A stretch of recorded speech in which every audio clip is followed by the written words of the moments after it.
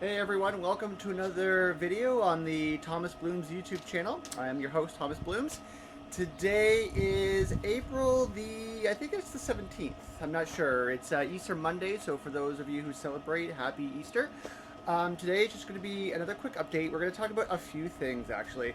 The first one is we're going to talk about is fertilizing your soil, amending your soil, getting your soil ready for the spring season.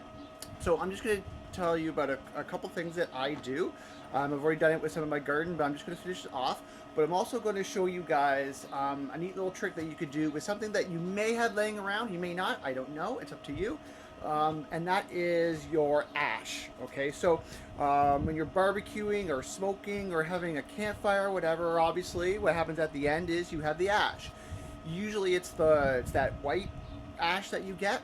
Sometimes it'll be a little bit black, whatever, but that's the kind of ash I'm talking about. Ash that you would have from charcoal or wood, okay, reduces the ash. That's the ash I'm talking about. The reason why I'm talking about that is because it is a fantastic fertilizer for your garden. I'm not sure if you ever knew this, but areas where there's a lot of volcanic activity and a lot of ash released in the sky, the area around the volcano actually turns very fertile for crops, flowers, whatever. Just because the ash, the minerals and the carbon in the ash helps your soil, makes it more fertile. So there's actually a lot of farming around previously dormant volcanoes or still active volcanoes. Now, obviously, you know, if it's very active, you don't live around there, or if you do, you have you get away pretty quickly when it starts erupting. We're talking about the ones that spew a little bit of ash into the sky, a little bit. Like they're not at risk with huge eruptions, but we're talking about the little eruptions. But one of the biggest cases that I can refer you to is if you remember the story about Mount Vesuvius and what happened to Pompeii. And you know, in Pompeii, when they're unearthing the town, they see the people who are literally covered in ash. Like that's not their bodies. That's ash and the carbon that have solidified around the people's shapes, and it's holding it together. Like if you were to poke that person, they would just crumble into ash, like into powder, because that's all it is. But when the ash comes down from the sky, and it gets into the soil, it's actually a really, really good thing. So I'm going to show you as best I can, because I have here a 3-in-1. I have a smoker, I have a barbecue, and I have a fire chamber. And in the fire chamber, I have a lot of ash. So I want to show you what it's like. Just give me a second here. Let me just see here. Okay. Oops. So we're going to open it up here. Yeah. And so there it is. Okay, so this is all ash, all this white stuff. There's a little bit of black here from some of the charcoal that didn't take, then turn into white and burn all the way through. But that's basically what I'm talking about, the ash there. Okay. So, yeah, just gonna put this back. So that is what I'm referring to. And so what I'm going to do is, excuse me, my tripod broke. So I'm a little upset about that. I've only used it a few times and the plastic just snapped right off. But that's what you get when you order stuff online. You never know what it's going to be like. So anyway, I'm just going to I'm going to put this in a bag and transport it to my garden just over there. And then we'll continue with the video. So just hold on one second, okay, guys? All right, everyone, we're back. So just to continue about the ash that I was talking about in the first segment. So I just want to be very clear, because I know I made comparisons to like volcano and volcanic ash and that kind of thing. So they're not 100% the same as the ash that you would get from your smoker or fireplace or outdoor fire pit or anything like that. Similar but different. Volcanic ash has a lot more nutrients and a lot more benefits to the soil. But not to say that the stuff that you don't get from your smoker or fireplace or anything like that doesn't have nutrition in it. The wind is really, it's really windy out here. So the wood ash and the charcoal ash, it breaks down to potassium carbonate, okay? And it does two main beneficial things for your soil. The first one is it raises the acidic level of your soil. It's like a pH balancer, okay? So if your soil is acidic, putting ash in there will raise the pH to a more alkaline, which is great for all vegetables, okay? You don't put it in soil that is made for raspberries, blackberries, blueberries, strawberries, anything like that. They need the acid or the acidic soil, okay? So ash in vegetables, but just not in the berry soil, okay? So just want to make that clear. So it does raise the alkaline level, and you have to be aware of your pH balance with the soil. The second thing is it's a liming agent. So potassium carbonate, which I said before, it is from the ash, mixed in your soil. It is very nutritious for your plants, okay? So they love that stuff. It's kind of like, you know, if you're a parent and you're telling your kids, eat your vegetables so you can grow big and strong. That's what we say to our plants. Eat your ash and you'll grow up big and strong. It's the same theory, same everything behind that, okay? So those are the two reasons why you would put ash in the soil. Now, let me be very clear though. Wood ash, charcoal ash, okay, yes. If it's ash and you don't know where it comes from or whatever, don't put it in there because you could, you don't know exactly what was burned in there. And there could be other chemicals in there that could be harmful to your soil. Or it could be harmful to your vegetables or you because it'll absorb it, okay? So only ash that you know, and from wood or charcoal, that kind of thing, you should be all right. Okay, so that's that, okay? So while I'm in the garden, I want to talk to you about something else too. So I was putting sorry, let me start over. I have 5-gallon grow bags. You saw them before, I'll show you again. So this is the size of them, okay? And I had them full of my triple mix soil that I tell you about before. Vermiculite, compost, and peat moss, okay? And so a 5-gallon, it gets pretty big, but the root system of whatever you're planting, it doesn't go that deep necessarily.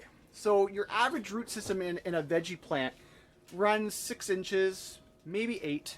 Anything more is for like shrubs, herbs, trees, that kind of thing. But mostly it's in the first 4 to 6 inches.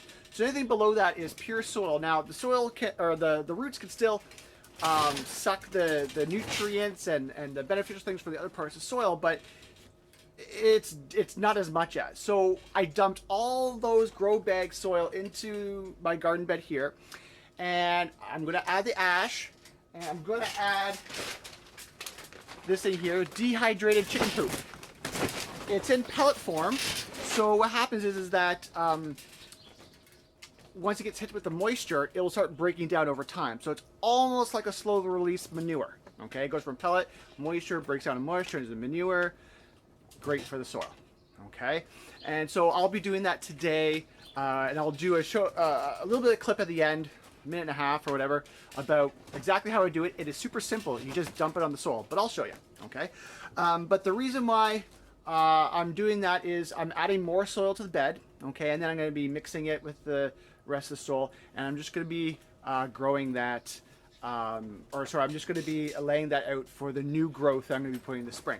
So I'm just going to give you a little bit of a tour of what I have growing right now. It's nothing too big, but just a little bit of an update. So let me just grab this here.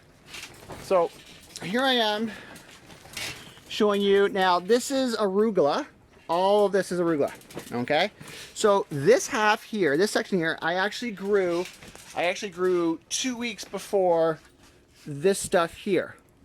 But due to the temperatures and how the soil was treated for in terms of heat and moisture and all that, they actually germinate at the same time. So no succession planting, but the good news is that I will be taking that arugula and harvesting it by like the May 24 in time to rip up all this stuff here. And this is where I put tomatoes, cucumbers, basil, and sage, and all the other stuff, okay? What I didn't tell you is 2 weeks ago I also planted some garlic. So now you could plant garlic in the spring, early spring, or in the fall. Personally, I prefer the fall so it can winterize and go through some more processes to be ready for the spring. But let me just show you here. So right here is a little guy. Right there is a little guy. Right here. And there's some more over in this area too. If the camera can't pick it up, just trust me. Okay, it's there. Something else that I want to point out. So this thing right here, so I changed all that.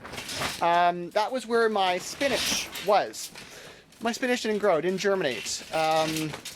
The reason being is that the spinach, the bag of spinach that I had with the seeds, it was old, it was exposed to air. I tested it inside with a grow tent and grow light and heat tent or heat mat and all that stuff. I couldn't get any of them to germinate. So I'm using a new bag of seeds, so I'm going to plant my spinach. I'm also going to, I just want to show you this. See this little guy right here? Okay, so all that right there. So yeah, all this right. So these two guys, those are onions. Onions are biennial. So that means that you could plant them and they could stay in the ground 2 years. So you don't necessarily have to harvest right away. You could also do it in the second year. It's up to you if you want to do it. The reason why it's there is that what happened was that when I was processing things, the stem broke off, and I thought it was there. So it wintered, and now it's ready to come out. I'm also going to be planting some cauliflower there. I got some short harvest cauliflower. It harvests every 48 hours. 48 days, not 48 hours, so 48 days.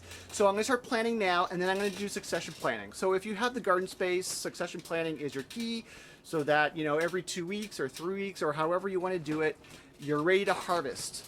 Okay, and so you don't run out of food. If you plant them all at if you plant them all at once, eventually you'll run out. But if you plant 2 weeks for one crop, let it take off. Another 2 weeks or 3 weeks after that, you plant, let them take off. Your harvest change. Your harvest, you're going to harvest the first batch early, and then 2-3 weeks later, your second harvest is going to come, and then 2-3 weeks later, your third harvest is going to come. So that's how I sort of do it here. That way we have a continuous harvest. And it also helps to grow crops that are going to be producing all year round. For example, peppers, tomatoes, cucumbers, zucchini if you get summer, and a bunch of other vegetables. But those are examples of veggies that produce continuously. Your cauliflower, for example, it's a giant head of cauliflower. It only does one. So you kind of want to, same with your eggplant. Your eggplant will produce 1, maybe 2, depending on your species. So if you're going to do more than 1 eggplant, then succession. Don't just go 3 eggplants all at once and then that's it for the rest of the year, then okay. But if you do it 1, then later on, next week you get another eggplant, next week you get another eggplant, you know, you can make that work, all right? Same with cauliflower. I'm going to plant 2 now, and then after a couple weeks I'm going to plant a couple more and go from there. And I'm going to do the same thing with my lettuce. So I'm going to grow romaine lettuce for a couple weeks, then another spot, a couple weeks later I'm going to plant again, another spot, a couple weeks later I'm going to plant. That's how you do it, okay? So I'm going to just end this segment right now to flip to the front view, where I'm going to show you how to do the ash and the chicken poop. Okay guys, so just stay tuned. 1 second.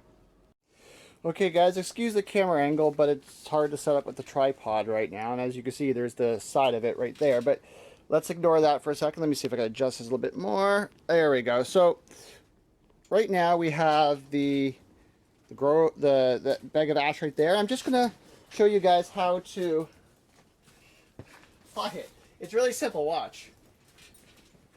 Okay, there it is, that's it. This is what you do. You just put it on here, a little bit at a time, okay? And I'm going to do this for other parts of the garden too, but if I can just show you here and just work it in like this. Okay, so that's just how it is. It's simple. And I'll be doing also with the dehydrated chicken poop. I'll show you what that looks like here.